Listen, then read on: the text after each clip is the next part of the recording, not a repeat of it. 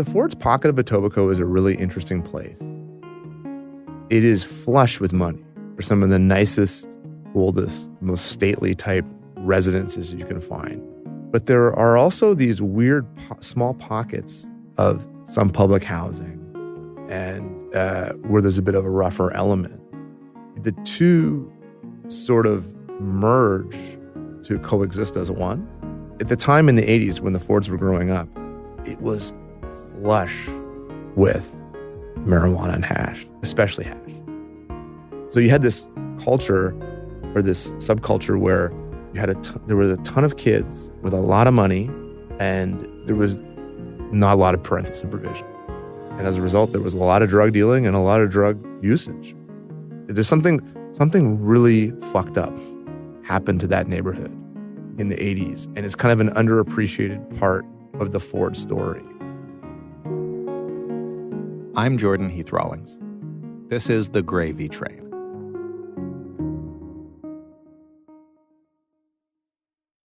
We left Rob Ford at the end of our last episode in rehab. Finally. And we left a divided city waiting to see what version of their mayor would emerge from treatment and what that would mean for the election, which was now less than 6 months away. To understand the Rob Ford that left for rehab and to understand what a huge step that admission that he needed help of any kind was, you have to understand where Rob Ford came from, literally and figuratively. Our families and our environments shape who we become, for better and for worse. They determine how we love, what we value, how we present ourselves to the world, and often how the world sees us in return. When we asked the people we spoke to for this podcast how Rob's early life shaped him into the man he became, almost all of them pointed to his relationship with his father.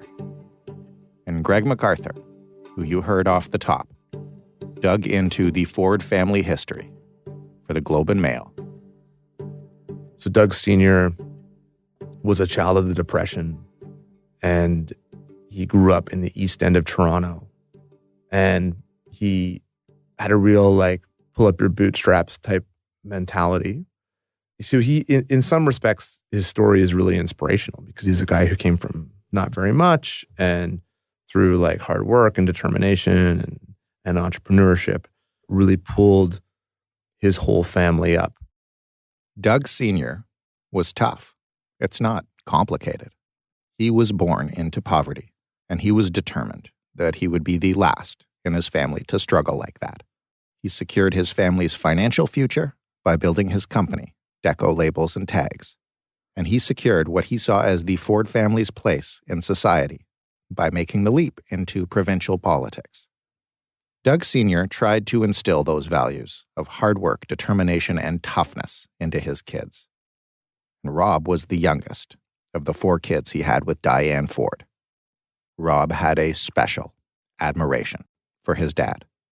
Here is Rob's former budget chief, Mike Del Grande. His brand was focused around his father, whom he not just liked, he worshipped. He worshipped his father. I don't know what kind of father-son relationship they had, but I can tell certainly from he loved his father. He loved his father. And I guess Rob in some ways wanted to follow in his footsteps.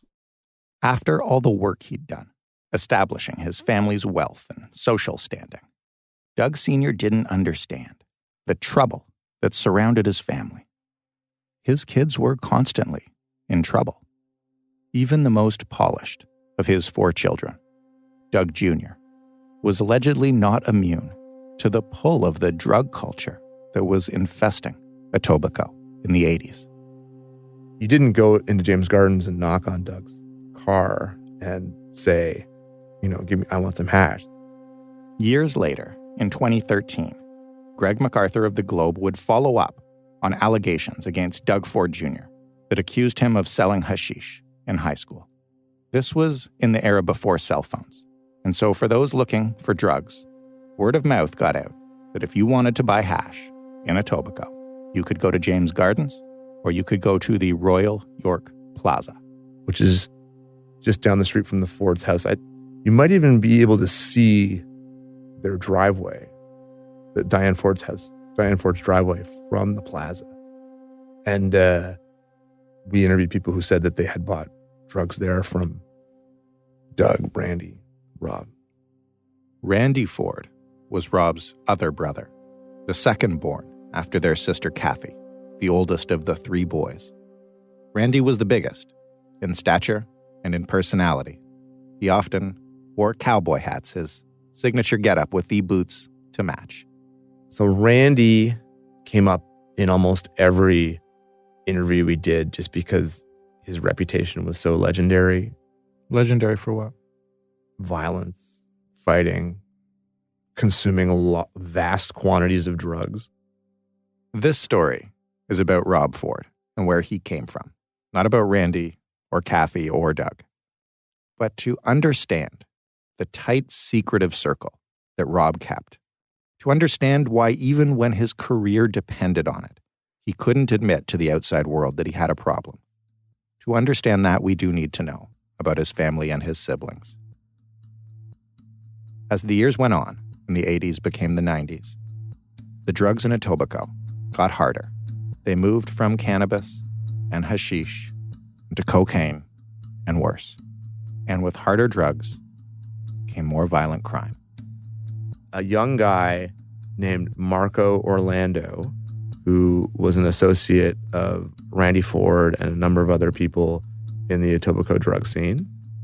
And Marco owed that group a certain amount of money. And whenever they came to collect, he sort of claimed poverty, said that he didn't have it. And that group had their suspicions about whether that was true or not. And they forcibly confined him and took him somewhere and contacted Marco Orlando's parents and told them that they needed to get paid. And Marco Orlando's parents called the police, and the police investigated, and they arrested a number of individuals. I think there were 4. And one of them was Randy Ford. Randy was charged with a number of offenses. The charges were later dropped. But it was far from the only time that Rob's older brother was accused of violence. There were a lot of stories. Some were reported in books that were later written on the Fords. Some of them showed up in court documents. Some of them were in both places. And the same applies to the only sister among the Ford children. Kathy Ford has lived like a pretty troubled life. Kathy is the eldest of the Ford children and has perhaps the darkest history. She is an admitted drug user, and in fact, the second video that appeared of Rob smoking crack was shot in her basement. I mean, she certainly has abused drugs, and she certainly knew a lot of drug dealers. I mean, one of the things that came out in our research was that she had a very close association at one time with a number of white supremacists, what was then known as the Canadian chapter of the Ku Klux Klan. Back in 1998, Kathy Ford was in a tumultuous relationship with a man who had connections to white supremacist groups. His name was Michael Kickless. One evening, Kathy's ex-husband, a man named Ennio Sturpay, decided to confront Kathy and her boyfriend. He showed up at their house carrying a shotgun. He later told police that he had brought the shotgun as, quote, an equalizer because his opponent was a martial artist. So he brings this shotgun with him and ends up killing Michael Kickless, murdering him with the shotgun. And Sturpay fled the scene. There ended up being this big manhunt. And then he since went to jail, and he's been to jail for numerous other offenses during that time.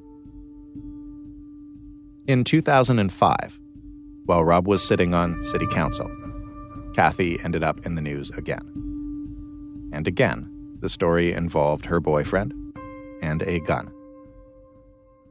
This time she was hosting a party at her parents' house when there was an altercation that caused her then-boyfriend, a man named Scott McIntyre, to run upstairs and grab Doug Ford Sr.'s gun.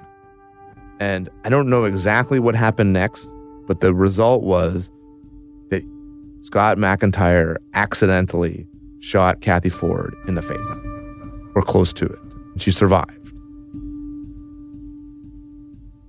Kathy's youngest child, Michael, was only 11 years old at the time, and he was in the house at the time of the shooting. Michael is the child of Kathy and Ennio Stirpe. When he was 4 years old, his father went to prison for the death of Michael Kickless. He would go with his mother to visit Ennio in prison once a month during his 13-year sentence. Michael was raised mostly by his grandparents, and our producers spoke to him outside of the Ford family home in Etobicoke. Growing up with Rob, he's always been a big part of my life. My family is a very close family, a very tight-knit family. Whether it's Doug, Rob, Randy. Growing up with a father in jail, it's clear that Michael looked up to his uncle, Rob. He even takes after Rob in both his stature and his political views. I mean, if his hair was blonde instead of the brown that it is, he'd be close to a spitting image. And he came into the family's new tradition of politics at a very young age. When he was a counselor, he would always go on AM 640 and the John Oakley show, and he would have a segment, and I think it was Thursday mornings at 7 a.m. It would be Rob's 10, 15 minutes on the air. One day I wanted to go with him down to the radio show, and I was probably about 10. He's like, okay, be ready, 6 a.m., I'm coming down the street. He wasn't waiting outside for more than a minute. I hear the horn, and I'm running, trying to get ready. I jump in the car with him. I remember going down to the radio show. He'd get on the radio show, and he talked about all the waste of taxpayers' money that was happening at the city. And then I'll never forget, I sat there with the headphones on in the studio. Wasn't going to say anything, though, but just listening. That wasn't the only time that Rob would bring Michael with him to work. It happened fairly often. Rob was very focused on the ground stuff. Like when I say he didn't like City Hall, being down in his office in City Hall, that's where he didn't want to be. He wanted to be out in neighborhoods, in communities. In one of the biggest things he focused on was Toronto community housing, and I went on with him because we were very close. He was very close to me, being my uncle and whatnot, and he knew I had a passion in politics. Like I started to grow that passion. It wasn't just Michael. Doug Ford Sr.'s legacy meant that the entire Ford family were deeply involved in politics, especially in their neighborhood. And they worked their community very well. We'd always host community barbecues, well known as Ford Fest. I think we coined that back in, when Rob was running for mayor, around 2009, 2010. But before that, we always did community barbecues right here. We would do it at our family home.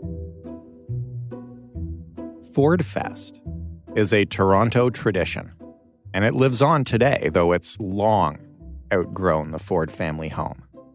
It is pretty nuts. It began as Rob's opportunity to bring his constituents out in his neighborhood, to speak directly to voters about his plans for the city, and to grow his base of support. It was a barbecue/political rally/mass voter outreach event.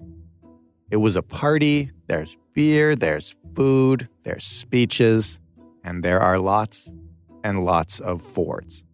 And it was always held deep in the Ford stronghold of Etobicoke. Even in the worst of times, even during Rob's worst scandals, it was a reprieve for him. He was surrounded by adoring fans. Even that, though, wasn't always easy. Because despite everything you heard about Rob, Cynthia Mulligan, who covered him at City Hall, and dozens of others, saw another side of him. He was actually a very shy man. Everybody says that. Everybody says that. I heard so often that, if there was a party or a gathering, he'd be kind of alone in the kitchen. He didn't try and be the center of attention, which is shocking considering it seemed like he loved the crowds and the frenzy of Ford Nation. But I think he was actually a very shy man. Rob's supporters and Rob's opponents alike remember a man who didn't really like being in the middle of it all. Yes, despite the contradictions of running for the city's highest office. Other councillors would go for lunch, for instance, and eat together and talk policy. Rob rarely, if ever, joined them. When he started to struggle with his drinking, some of his colleagues reached out to him, and he didn't want to talk about it. He switched the topic to football, and he ended the conversation. And as his problems became more and more public, Rob talked less and less to everyone. The Ford family, as a whole, did the only thing they knew how to do when times were tough. They huddled together, and they tuned out the rest of the city. They closed ranks. They admitted nothing to anyone. Even as it got worse and worse, even as it became clear, all the stories were true. The Fords pretended that it wasn't happening, that Rob didn't have a problem.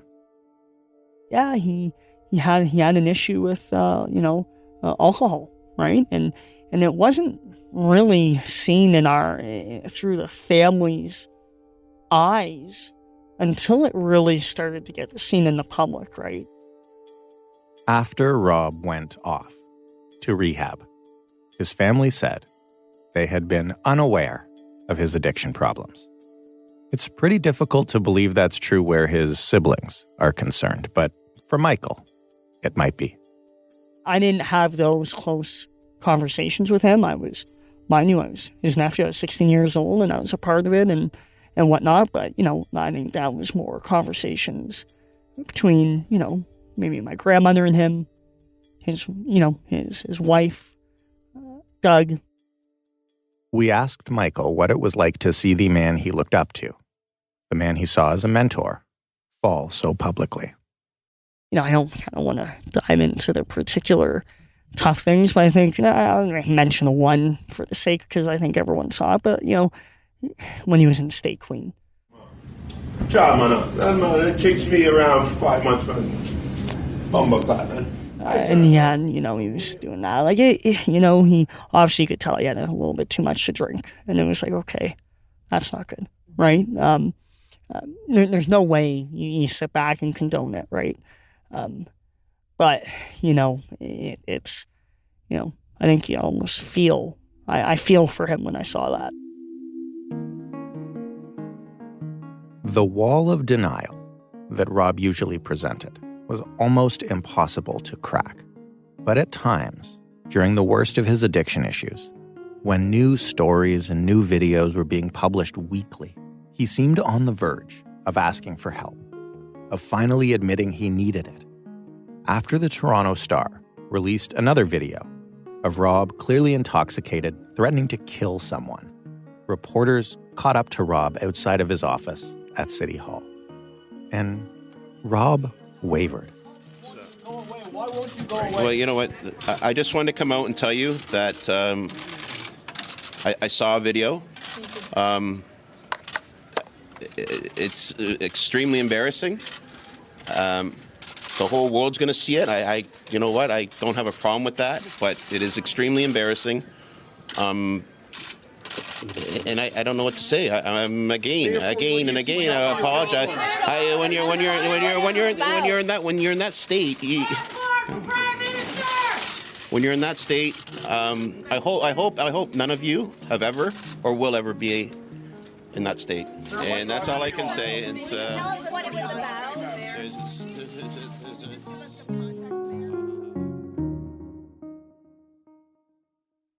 Cynthia Mulligan was in the middle of all those scrums, and she spent enough time at City Hall to get an inside look at how Rob was handling the relentless media coverage. But I do know after that video was released of him in State Queen, where he was clearly intoxicated, one of his insiders said to me that when he saw that, he went into his office and put his head down on his desk and sobbed. Did he know that people were laughing at him? Yes, I'm sure he did. He couldn't have not known. I think it was the state queen, for example, that state queen, when he went and was in his office, clearly upset, he realized people were laughing. And it would have been a humiliating moment for him. Also a betrayal. You know, the tape in the living room where he was in a living room and somebody videotaped him. That was a small group of people. Imagine the betrayal that he must have felt. If you remember, back in episode 3, we talked about how the media used to report, or not report, on the private lives of politicians. And we talked about how quickly the secret life of Rob Ford cleared that bar. The mayor's spiral into substance abuse was obviously the biggest story in the city, probably the biggest story in the country. And of course, there were no shortage of City Hall journalists who spent basically every waking moment of their lives covering it. And that's fine. All that is what the media does. That's their bread and butter. If you don't like it, don't try to hide a drug problem while running a city. But what happened to Rob quickly became something different and darker. Over the past year, as local reporters, and then national reporters, and then columnists and international news outlets and late-night hosts and everyone who needed a headline or, more accurately, needed a punchline, headed to downtown Toronto to join in the fun. Rob's addiction and his public humiliation and his very obvious struggles began to be played for laughs, often right to his face. At moments, it was tough because you're in the public eye. But having said that, and I think the media at the time, I don't like attacking the media or that fight against the media. I think the media has a very critical role to play in public life and holding politicians to account and all that good stuff. I think that's important. But I think the media's objective was to, keep selling papers and putting him on the front cover and keep doing that stuff, right? So that was tough, and I don't think that helped someone get through these significant challenges. I don't think people made it easy on him. I remember getting calls on my phone. I wasn't even a part of public life. And I would have, I won't say reporters' names. I won't say outlet names. I don't want to bring them into it, but calling me, when I was like 16, 17 years old, where's his rehab? And they found out and they camped outside his rehab. So when he was just trying to get better, they didn't care, to be very candid. Michael talks about how the media went further than was reasonable covering Rob. They didn't just cover Rob, they covered his family, Michael says, and they covered his young children. Like Dougie came out, young Dougie, and the media scrubbed him. Like, that's not appropriate. He was 8 years old, and he was going out to get something from Rob's car, and the media scrubbed him. Like, that's not okay. Rob's former budget chief, Mike Del Grande, has had a lot of time to reflect on the public response to Rob's addiction, as well as his own response. People were so vicious. And again, the double standard that, we have to provide needles for drug addicts. And even Rob was dead set against that. But we have to, And then when it came to one of their own, if you will, that logic sort of like, there was no sympathy. There was no empathy for the guy. They mocked him because he went in to buy Kentucky Fried Chicken and he was bringing it home to his kids because they wanted KFC. I thought a lot of the detractors were very mean-spirited, inhumane, not kind people, not good people.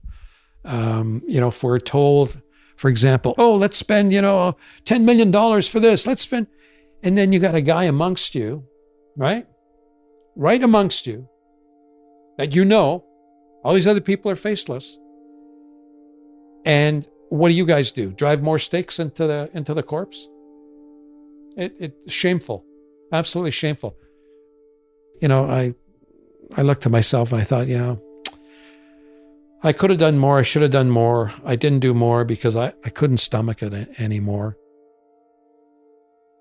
Tom Beyer worked for the Ford administration. In fact, he sat at the front desk outside of Rob's office at City Hall. At this point in the scandal, he was Ford's longest-standing staff member. He considered Rob a friend, and he was watching his friend flounder while the whole world laughed at him. I'd known him for 10 years at that point, and, it was heartbreaking in a way to see a man with such potential and so full of great ideas and so loved by the people, He was trying to be the best person he could be, in a way. And, people make mistakes and people are foible and people, can be weak at times. But that doesn't mean they're always weak. And that doesn't mean that they're always going to be in need of help. Whatever you think of their politics and their allegiance to Ford, all those people you just heard from have a point. It is absolutely worth looking back at how we covered that time, how the division that Ford's campaign and his time as mayor before the drugs shaped the coverage of his very real addiction and spiral, and how the Ford's reaction to that broke the model even further, until the press became either the enemy or a tool to be used. And that's it. It is worth thinking about that and thinking about how we cover people struggling with addiction today. Jonathan Goldsby, the writer for The Grid and Alternative Weekly, was in the middle of all this coverage. And years later, he reflects on how even the difference between the substances the mayor was suspected of using played a role in how he was reported. The fact that it was crack, I think, caught everyone off guard. Many people in media and politics also snort cocaine. It's a largely white, upper middle class thing. And it was really interesting to see to see and to feel and to think about like how our reactions changed based on the fact that not that anyone was really cool about Rob Ford, snorting cocaine in public. That was a very weird thing for a mayor to do, and I assume illegal. But yeah, there was also like a weird sort of, I guess hypocrisy among these classes in terms of like going after Rob Ford for snorting cocaine, which once again, super fucking inappropriate, probably illegal, especially in that context. But I mean, not everyone has necessarily a moral high ground on that. Whereas when people realized crack cocaine, then it felt like it was open season in a new way, which reflects more broadly, I think, the various racialized ways that people can, race and class lenses through which people view different drugs. And with, powdered cocaine being considered relatively acceptable and crack cocaine being completely unacceptable. When Rob did return from rehab, the media climate that awaited him was not only highly skeptical, for obvious reasons, it was also dealing with the fact that this story was now global, and it was a hit. There was a huge appetite for Rob Ford, and that created a beast that needed to be fed. And by now, we are very familiar with the cycle that creates. But it wasn't quite as commonplace 5 years ago. And soon after Rob returned to City Hall and picked up what remained of his duties as mayor, he wanted to put what he saw as and what he hoped was the past behind him. And so he read a 17-minute speech for a select few members of the media. It was an emotional moment, and Rob hoped it would mark a turning point. Good afternoon, everyone. For a long, long time, I resisted the idea of getting help. Like a lot of people dealing with substance abuse, I was in complete denial. I learned that my addiction is really a disease, a chronic medical condition that will require treatment for the rest of my life. To my family, and to all those who stood by me during these extremely difficult times, I want to thank you for giving me another chance. To my fellow counselors, and especially to Karen Stintz, for my hurtful and degrading remarks, I offer a deep felt apology for my behavior. Joe Mahevik, who had sat right near Rob way back when he was a rookie counselor, was also still at City Hall when Rob returned from rehab. I'm not an expert in addiction and healing, but you don't heal from an addiction by taking an extended week away. Those will be life processes that cannot be dealt with quickly, but need to be dealt with. And you got to get down to causes, and you need a therapist, and you need ongoing counseling, and you really have to work at it. It's not like flicking a switch. In the Ford family's mind, Rob didn't have an addiction issue that was deep and needed a lot of care. Oh, he drank a little bit too much, and yes, sometimes he smoked some bad stuff. But he's still a good guy, and he's still our guy, and we love him, and we want him to lead Toronto. They did not see how deep the issues were. After his speech, Rob tried to move on. He said that he had gotten the help that he needed, and that things would be better now. And he threw himself into his reelection campaign. He did not give an inch to the calls for him to step down. And those calls came from opponents, for sure, but also from people who wanted him to focus on his health. He didn't listen to anyone who suggested he might be better off not running for re-election. And to his nephew, Michael, and publicly to other members of the Ford family, this persistence was admirable. He loved his job. He believed in it. That was his passion. His passion was helping people, and Rob was not ready to give that up. He cared about his job tremendously. Two other people, though, like journalist Greg MacArthur, who by then had dug into the entire dark history of the Ford family. This perseverance to remain in politics, to pretend that everything was fine, was baffling. What I think about all the time when I think about these things is like the hypocrisy. Like part of their brand is that they know best. They know what people want. And like Rob was always talking about like budgets, for instance. Like, you know, you wouldn't run your household this way like the city runs. Like, so why would you do this? I mean, that analogy is so hilarious. Like for him to invoke the running of a household, like his house is on fire. And so I've always found that fascinating. Like why, given that all of the stuff that they have been through, that they think that they know better and can tell people how to live their lives or that they know best what to do with tax dollars, to me is crazy. We asked Michael, straight up, why would Rob insist on running for re-election? Why didn't he recover in private?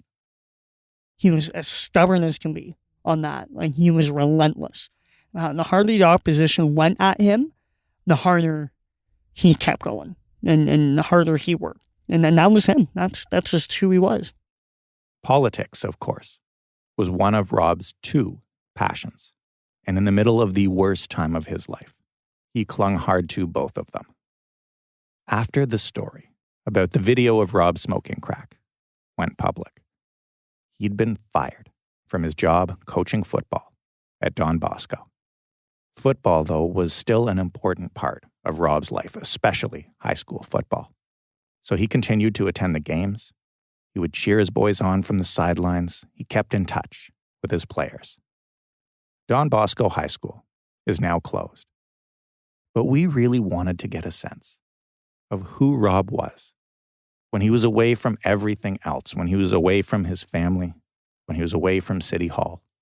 So our producers gathered a few of Rob's former football players who agreed to talk, Raquel, Travis, and Robert, and met them at the old football field.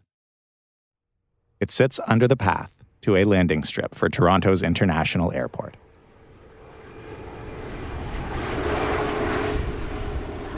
First, Raquel told us about the role Rob played in his life. Friend, father figure with many hats. Then he would joke with you like a brother. He would give you that fun structure. Like, he's strict, but not as strict as like your parents would be, so like an uncle. He could give you good advice. Like, I remember when I first came over here, I didn't do no kind of conditioning, no running. And then I said, Ford, I want to quit. I can't do this. I didn't sign up for this. I want to play football. And he said, don't quit. Just play the first game. And I remember I played the first game. And then I came back and I was eating a bag of chips because I couldn't eat. So I told him, I said, I can't eat no more. All this conditioning is ruining me. And he just slapped me on my back. He said, you're eating now, huh? And that just stuck with me because like he was able to joke with you. But if you got in trouble, like if you were skipping school and your grades were low, he would take you to the side. What's going on? Is there anything we could do to help you? He would like talk with teachers to make sure your grades are on par. Try to find you tutors. If you couldn't get breakfast or you needed lunch money or food after practice, he would take money out of his pockets and give it to you. So like there was nothing for one of his kids that he wouldn't do. The young men who played on Rob's teams often spoke of his generosity. If a student needed a place to stay, they could stay at Rob's. If they needed money to play on the team, he would cover it. Once they graduated, once they moved out on their own, Rob would help them get established. Just make sure they were on their feet. Remember the way Rob spoke about his players when he was running for mayor during that debate with George Smitherman? That wasn't a one-time occurrence. That was part of Rob's shtick. Let me tell you what law enforcement character is about. It's about integrity.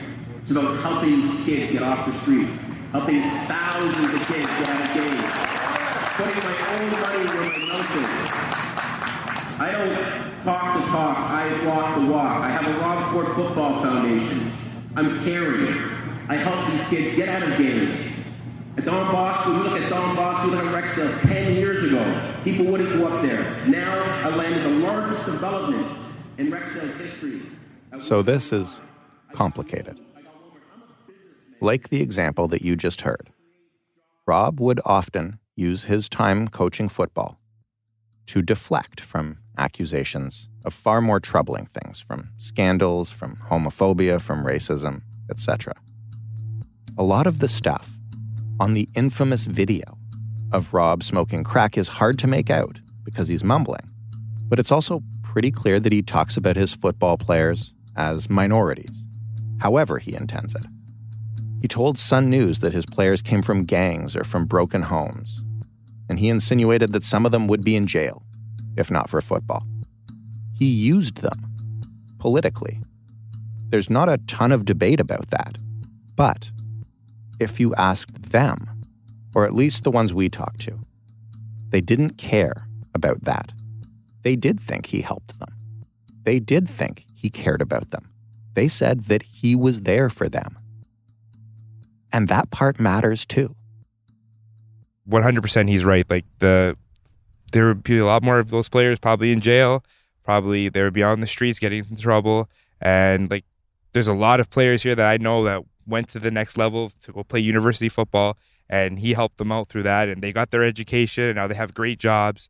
And maybe not 100% it wasn't all Rob Ford because there's an individual there, but the assistance that he provided for them, 100%, he allowed them to get that opportunity. There is some hypocrisy in this too.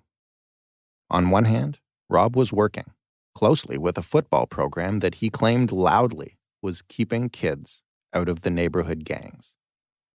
That would be gangs like the Dixon City Bloods, whom Rob was patronizing with his drug habit. So when I said at the beginning of this episode that you have to understand where Rob came from, I meant it literally too. Etobicoke has a long history of drug culture. Rob grew up in that drug culture, he came of age in that culture, and he never really left it. And that culture is what created these contradictions.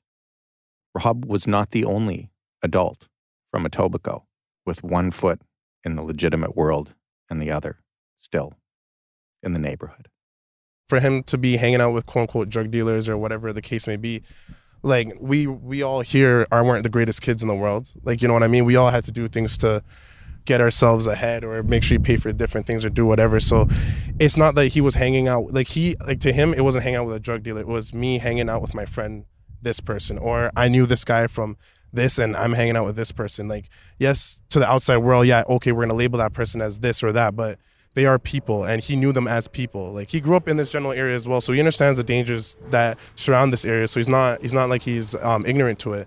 It's just he was hanging out with people he knew, and I can't blame him for that. I hang out with people I know, and I know they're not the greatest people in the world, but it's just realities of life, right? If this was a normal story, we'd be coming towards the climax right now. Rob's battle for re-election. By now, all of Toronto knew exactly who Rob Ford was. They knew his policies, they knew his politics, they also knew the skeletons in his closet, they knew how nasty he could be, and they knew what his brand meant. So they could choose 4 more years of that or something else. And there are a lot of people who really believe that Rob would have gotten 4 more years, almost no problem. That Ford Nation was still in his corner. That people loved him not in spite of his addiction issues, but because of them. And that the divide between the downtown and the suburbs was so great that thousands of suburbanites would vote for Rob simply because he was theirs. People we've talked to for this podcast who have ran in or covered dozens of elections are convinced that Rob would have won pretty handily. And if this was a normal story, we would find out. But it's not, and we won't. I think at that moment he had to acknowledge that he had the fight of a lifetime in front of him. Next time, on the Gravy Train, the ending we got. They made this incredibly last minute, like down to the wire, down to the last 30 minutes to switch places. And you can't even write this ending in Hollywood. 30 years from now, I hope I'm doing something better with my time than thinking about Rob Ford.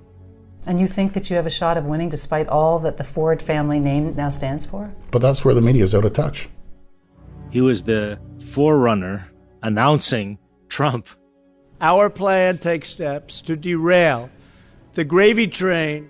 In the long course of human history, we're going to look back and say, wow, that was a destructive period. I'm Jordan Heath Rawlings, the host and writer of The Gravy Train. Stephanie Phillips and Annalisa Nielsen produce, edit, and stitch every episode together. Ryan Clark is also a producer, and he mixes and masters this entire podcast. Claire Broussard and Amal Delich provide editorial guidance. Daniela Giantomasso and Rob Purchase handle archival sourcing. Our production assistants are Lucas Ionetta and Matthew Morrow. You can find The Gravy Train, the other podcast I host, The Big Story, and almost a dozen more at frequencypodcastnetwork.com or wherever you get podcasts.